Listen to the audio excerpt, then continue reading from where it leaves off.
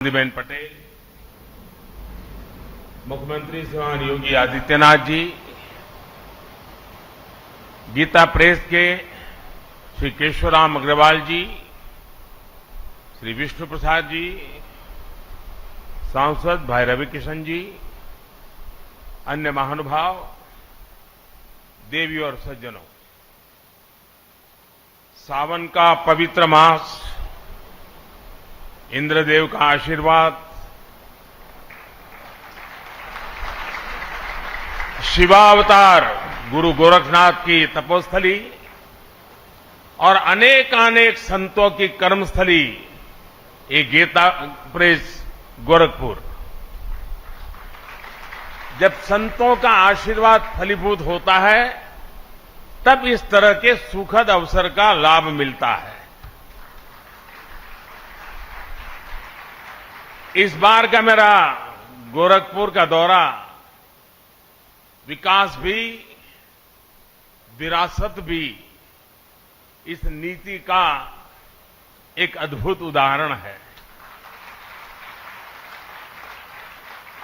मुझे अभी चित्रमय शिव पुराण और नेपाली भाषा में शिव पुराण के विमोचन का सौभाग्य मिला है।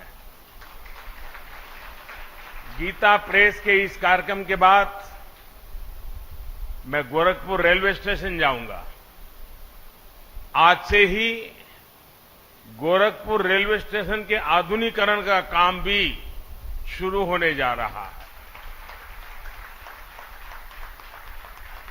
और मैंने जब से सोशल मीडिया पर इसकी तस्वीरें डाली है, लोग हैरान होकर के देख रहे हैं। लोगों ने कभी सोचा ही नहीं था कि रेलवे स्टेशनों का भी इस तरह कायाकल्प हो सकता है। और उसी कार्यक्रम में मैं गोरखपुर से लखनऊ के लिए वंदे भारत ट्रेन को हरी झंडी दिखाऊंगा और उसी समय जोधपुर से अहमदाबाद के बीच चलने वाली वंदे भारत एक्सप्रेस को भी रवाना किया जाएगा। वंदे भारत ट्रेन ने देश के मध्यम वर्ग को सुविधाओं और सहूलियतों के लिए एक नई उड़ान दी है। एक समय था जब नेता लोग चिट्ठियां लिखा करते थे कि हमारे क्षेत्र में इस ट्रेन का एक जरा हॉल्ट बना लें, उस ट्रेन का हॉल्ट बना लें। आज देश के कोने कोने से नेता मुझे चिट्ठियां लिखकर कहते हैं कि हमारे क्षेत्र से भी वंदे भारत चलाइए। ये वंदे भारत का एक क्रेज है। इन सारे आयोजनों के लिए मैं गोरखपुर के लोगों को, देश के लोगों को बहुत बहुत बधाई देता हूं। साथियों, गीता प्रेस विश्व का ऐसा इकलौता प्रिंटिंग प्रेस है जो सिर्फ एक संस्था नहीं है बल्कि एक जीवंत आस्था है। गीता प्रेस का कार्यालय करोड़ों करोड़ लोगों के लिए किसी भी मंदिर से जरा भी कम नहीं है। इसके नाम में भी गीता है और इसके काम में भी गीता है। और जहां गीता है वहां साक्षात कृष्ण है और जहां कृष्ण है वहां करुणा भी है, कर्म भी है, वहां ज्ञान का बोध भी है और विज्ञान का शोध भी है। क्योंकि गीता का वाक्य है वासुदेवः सर्वम, वासुदेवः सर्वम। सब कुछ वासुदेवमय है, सब कुछ वासुदेव से ही है, सब कुछ वासुदेव में ही है। भाई और बहनों, 1923 में गीता प्रेस के रूप में यहां जो आध्यात्मिक ज्योति प्रज्वलित हुई, आज उसका प्रकाश पूरी मानवता का मार्गदर्शन कर रहा है। हमारा सौभाग्य है कि हम सभी इस मानवीय मिशन की शताब्दी के साक्षी बन रहे हैं। इस ऐतिहासिक अवसर पर ही हमारी सरकार ने गीता प्रेस को गांधी शांति पुरस्कार भी दिया है। गांधी जी का गीता प्रेस से भावनात्मक जुड़ाव था। एक समय में गांधी जी कल्याण पत्रिका के माध्यम से गीता प्रेस के लिए लिखा करते थे और मुझे बताया गया कि गांधी जी ने सुझाव दिया था कि कल्याण पत्रिका में विज्ञापन न छापे जाएं। कल्याण पत्रिका आज भी गांधी जी के उस सुझाव का 100% अनुसरण कर रही है। मुझे खुशी है कि आज ये पुरस्कार गीता प्रेस को मिला है।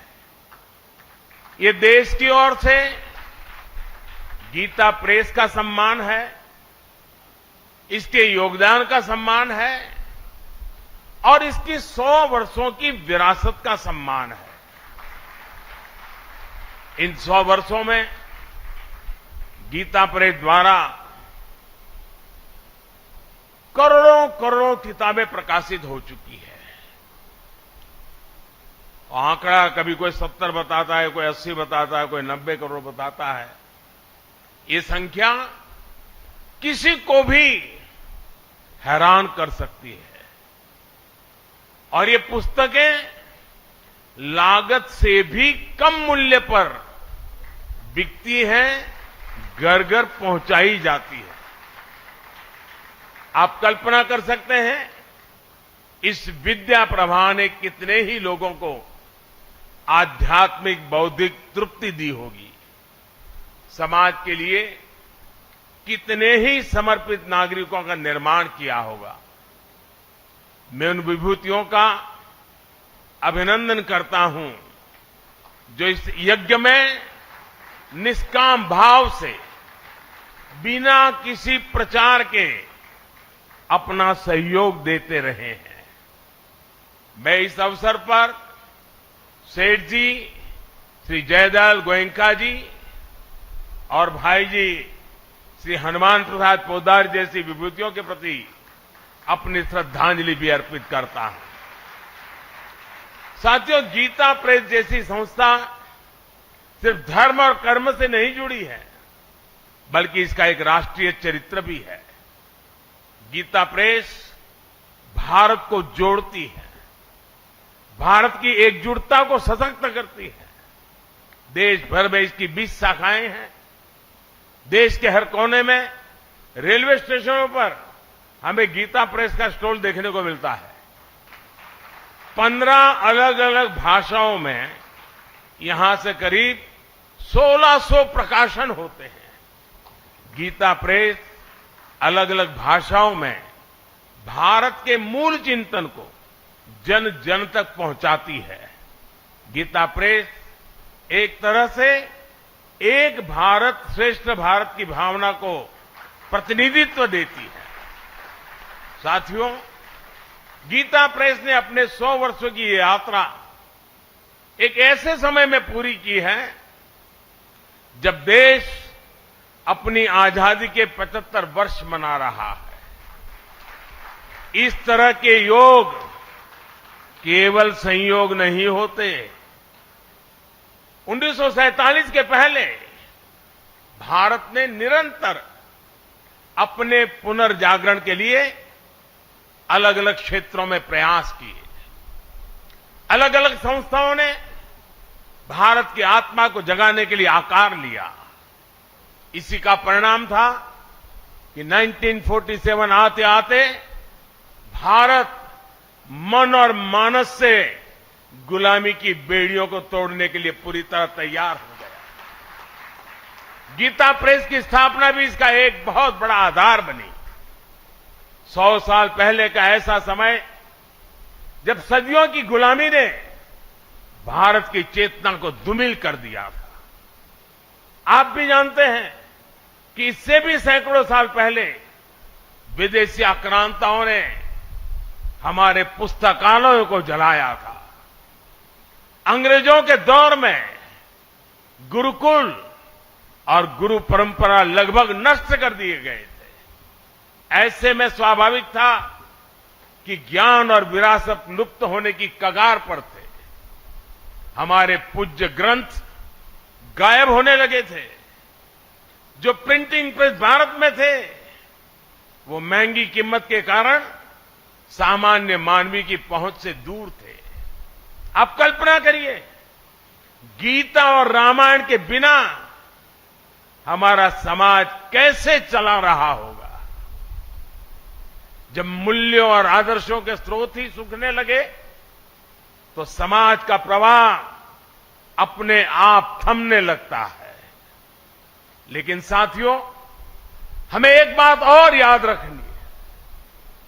हमारे भारत की अनादि यात्रा में ऐसे कितने ही पड़ाव आए हैं जब हम और ज्यादा परिष्कृत होकर के निकले हैं। कितनी ही बार अधर्म और आतंक बलवान हुआ है। कितनी ही बार सत्य पर संकट के बादल मंडराए हैं। लेकिन तब हमें श्रीमद् भागवत गीता से ही सबसे बड़ा विश्वास मिलता है। यदा यदा ही धर्मस्य ग्लानिर्भवति भारत अभ्युत्थानम अधर्मस्य तदात्मानम सृजाम्यहम्।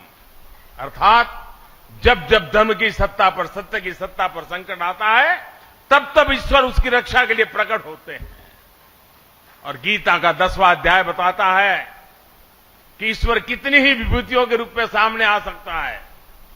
कभी कोई संत आकर समाज को नई दिशा दिखाते हैं तो कभी गीता प्रेस जैसी संस्थाएं मानवीय मूल्यों और आदर्शों को पुनर्जीवित करने के लिए जन्म लेती है। इसलिए ही 1923 में जब गीता प्रेस ने काम करना शुरू किया तो भारत के लिए भी उसकी चेतना और चिंतन का प्रवाह तेज हो गया। गीता समेत हमारे धर्म ग्रंथ फिर से घर घर गूंजने लगे। मानस फिर से भारत के मानस से हिलमिल गई। इस ग्रंथों से पारिवारिक परंपराएं और नई पीढ़ियां जुड़ने लगी। हमारे पवित्र ग्रंथ आने वाली पीढ़ियों की थाती बनने लगे। साथियों, गीता प्रेस इस बात का भी प्रमाण है कि जब आपके उद्देश्य पवित्र होते हैं, आपके मूल्य पवित्र होते हैं, तो सफलता आपका पर्याय बन जाती है। गीता प्रेस एक ऐसा संस्थान है जिसने हमेशा सामाजिक मूल्यों को समृद्ध किया है, लोगों को कर्तव्य पथ का रास्ता दिखाया है। गंगा जी की स्वच्छता की बात हो, योग विज्ञान की बात हो, पतंजलि योग सूत्र का प्रकाशन हो, आयुर्वेद से जुड़ा आरोग्य अंक हो, भारतीय जीवन शैली से लोगों को परिचित करवाने के लिए जीवनचर्या अंक हो, समाज में सेवा के आदर्शों को मजबूत करने के लिए सेवा अंक और दान महिमा हो, इन सब प्रयासों के पीछे राष्ट्र सेवा की प्रेरणा जुड़ी रही है, राष्ट्र निर्माण का संकल्प रहा है। साथियों, संतों की तपस्या कभी निष्फल नहीं होती, उनके संकल्प कभी शून्य नहीं होते। इन्हीं संकल्पों का परिणाम है कि आज हमारा भारत सफलता के नित्य नए आयाम स्थापित कर रहा है। मैंने लाल किले से कहा था, और आपको याद होगा, मैंने लाल किले से कहा था कि ये समय गुलामी की मानसिकता से मुक्त होकर अपनी विरासत पर गर्व करने का समय है।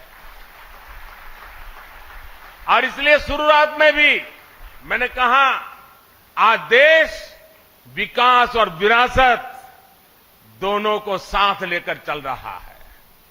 आज एक और भारत डिजिटल टेक्नोलॉजी में नए रिकॉर्ड बना रहा है, तो साथ ही सदियों बाद काशी में विश्वनाथ धाम का दिव्य स्वरूप भी देश के सामने प्रकट हुआ है। आज हम वर्ल्ड क्लास इंफ्रास्ट्रक्चर बना रहे हैं, तो साथ ही केदारनाथ और महाकाल महालोक जैसे तीर्थों की भव्यता के साक्षी भी बन रहे हैं।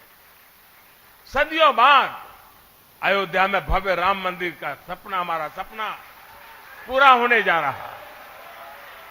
हम आजादी के 75 साल बाद भी अपनी नौसेना के झंडे पर गुलामी के प्रतीक चिन्ह को ढो रहे थे। हम राजधानी दिल्ली में भारतीय संसद के बगल में अंग्रेजी परंपराओं पर चल रहे थे। हमने पूरे आत्मविश्वास के साथ इन्हें बदलने का काम किया है। हमने अपनी धरोहरों को, भारतीय विचारों को वो स्थान दिया है जो उन्हें मिलना चाहिए था। इसलिए अब भारत की नौसेना के झंडे पर छत्रपति शिवाजी महाराज के समय का निशान दिखाई दे रहा है। अब गुलामी के दौर का राजपथ कर्तव्य पथ कर बनकर कर्तव्य भाव की प्रेरणा दे रहा है। आज देश की जनजातीय परंपरा का सम्मान करने के लिए देश भर में जनजातीय स्वतंत्रता सेनानी म्यूजियम बनाए जा रहे हैं। हमारी जो पवित्र प्राचीन मूर्तियां चोरी करके देश के बाहर भेज दी गई थी, वो भी अब वापस हमारे मंदिरों में आ रही है। जिस विकसित और आध्यात्मिक भारत का विचार हमारे मनीषियों ने हमें दिया है, आज हम उसे सार्थक होता हुआ देख रहे हैं। मुझे विश्वास है हमारे संतों, ऋषियों, मुनियों उनकी आध्यात्मिक साधना भारत के सर्वांगीण विकास को ऐसे ही ऊर्जा देती रहेगी। हम एक नए भारत का निर्माण करेंगे और विश्व कल्याण की अपनी भावना को सफल बनाएंगे। इसी के साथ आप सभी का इस पवित्र अवसर पर मुझे आपके बीच आने का मौका दिया और मुझे भी इस पवित्र कार्य में कुछ पल के लिए क्यों नहीं आपके बीच बिताने का अवसर मिला। मेरे जीवन का सद्भाग्य है।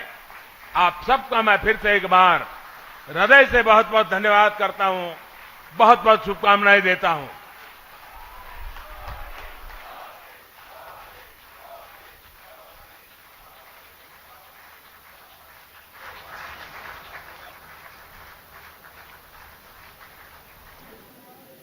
तो एक बड़ी सौगात आज काशी के लोगों को मिली है। गीता प्रेस के 100 साल पूरे होने पर पीएम नरेंद्र मोदी यहां पर पहुंचे और जब यहां पर पहुंचे तो मोदी मोदी की गूंज सुनाई देने लगी। वंदे भारत की सौगात भी मिली है और इसके साथ ही साथ संबोधन आपने सुना पीएम नरेंद्र मोदी का, जिसमें उन्होंने कहा कि गीता सिर्फ प्रेस नहीं है बल्कि कृष्ण है।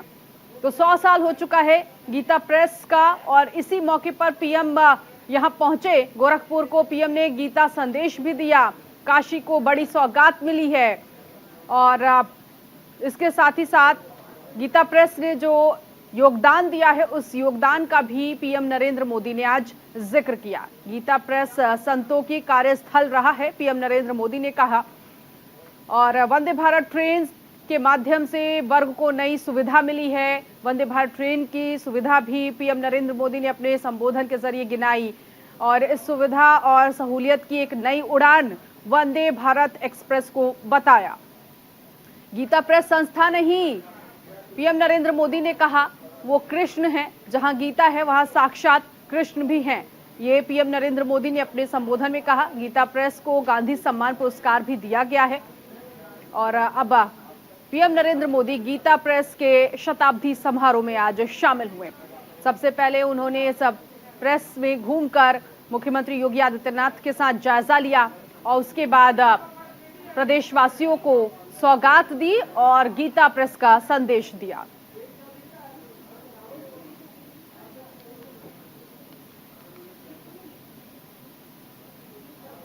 तो आज गोरखपुर के लोगों के लिए बड़ा दिन, तैयारियां पहले से ही पूरी हुई थी।